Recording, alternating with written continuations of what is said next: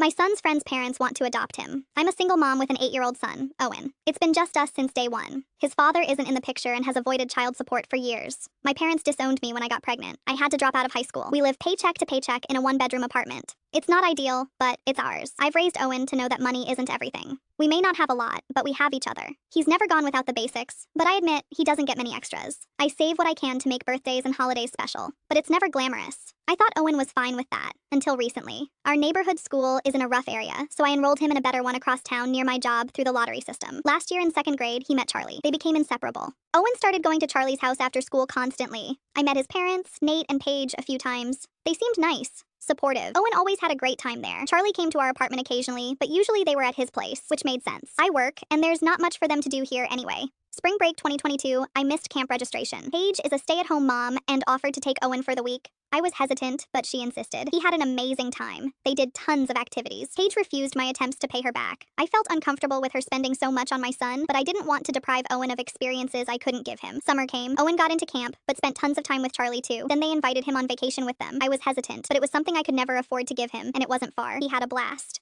I kept telling Nate and Paige there was no way I could ever repay them. They kept insisting they loved having Owen around, that he was sweet, respectful, a great kid. At one point, I pressed Paige about why she was so insistent on having Owen around so much. She told me they never planned for Charlie to be an only child, but all attempts at giving him a sibling failed. They knew Owen would never replace a brother. But if they could give Charlie a consistent playmate so he wasn't lonely, they'd do it. Should that have been a red flag? Maybe. But I found it sweet that the boys considered each other brothers. I thought it was innocent. Surely Paige and Nate knew the boundaries, right? Christmas break 2022, they insisted I not even bother with camp. They'd take care of Owen. I was grateful. Then they got him more Christmas gifts than I did. I tried to set my pride aside because it was about Owen, not me. But things finally started feeling off. I understood a birthday gift, but this was way more than you'd typically get your kid's friend. Fast forward to last week, spring break. This time, Paige and Nate didn't just offer to take him during the day while I worked. They asked if Owen could spend the entire week at their house. Honestly, it meant I could pick up extra shifts and save for the bike Owen wants for his birthday. So I said yes. I went to pick him up Saturday afternoon. The kids were playing out back, so Nate and Paige asked to talk to me. They sat me down and said they love Owen, that he's always such a joy to have. I thanked them profusely. Then Paige suggested Owen stay a little longer. I pointed out Easter was Sunday, and school started Monday. They said they could take him to school. I felt weird. No, it's time for Owen to come home. That's when Nate said, what if Owen stayed with us long term? You could still see him, but we would take care of him. I thought they were joking. Like what? You'd be his guardians or something? They got quiet. The reality rushed over me. They started spouting legal terms. How I could assign them as guardians. How they'd make the transition smooth. Think about Owen. What's best for him? There's no way in hell I'm giving up my son.